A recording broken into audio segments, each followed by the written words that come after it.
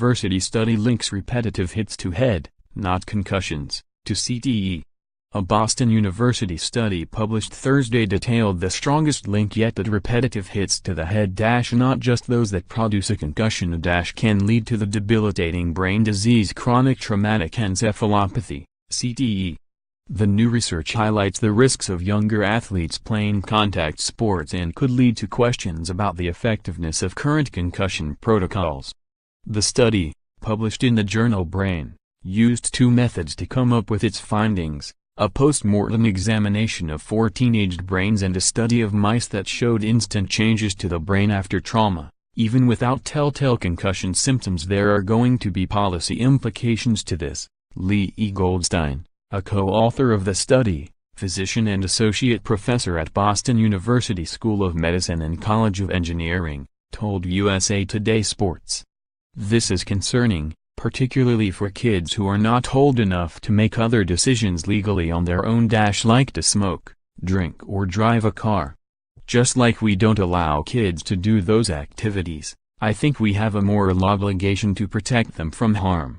The study was led by Boston University and included scientists from other institutions, including the Cleveland Clinic, Lawrence Livermore National Laboratory and VA Boston Healthcare System. It provided insight into why about 20% of the brains found to have CTE came from those who had never reported a concussion. Moreover, Goldstein said the protocols used from the NFL through youth sports are flawed. He cited the effectiveness of how suspected concussions are handled initially by medical professionals and when an individual is cleared to resume activities. Goldstein noted that the problem goes beyond athletics and could affect how other vulnerable populations - from domestic abuse victims to members of the military - are treated. We know now there is no question that some of these kids, some of these adults, who are playing through hits are actually in really bad shape, Goldstein said. Ann McKee, director of Boston University's CTE Center, said there remains only one surefire way to limit risk of CTE. There must be a reduction in the number of head impacts, McKee said in a statement. The continued focus on concussion and symptomatic recovery does not address the fundamental danger these activities pose to human health. Originally, concussions were thought to be the main driver of CTE, which progresses as a certain protein, tau, accumulates in the brain.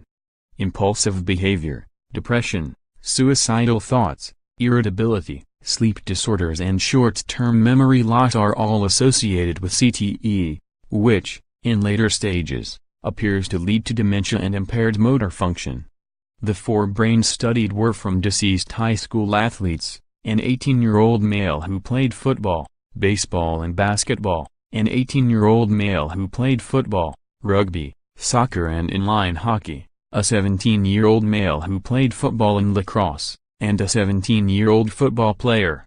More, Jaguars RB Leonard Fournette's car was totaled by a Steelers fan. More, Chris Berman making NFL primetime return after NFL conference championships each suffered closed-head brain injuries between 1 and 128 days prior to their deaths, some with notable concussion histories. 2 died of suicide and 2 died as a direct result of brain trauma. One of the subjects had early stages of CTE, and 2 others showed signs of the development of the tau protein. Researchers compared the post-mortem examination of those 4 to 4 control subjects of near the same ages who did not have a history of head trauma. None of those 4 showed signs of CTE or similar pathologies. That's where the mice come in.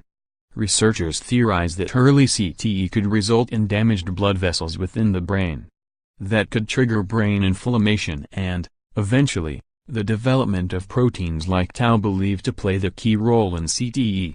The hypothesis was tested on adult male mice. Goldstein said their brains possess similar attributes to human brains.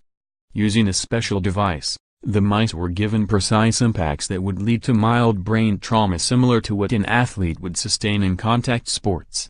The mice, whose brains were scanned using a specialized MRI, immediately showed changes to the electrical functions of their brains.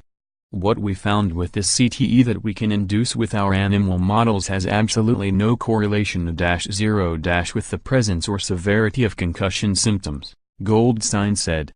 Some of our most affected animals, in terms of the development of CTE, showed the least amount of concussion signs after injury. Computer simulations done at the Lawrence Livermore National Laboratory of models from Boston University confirmed the study on mice.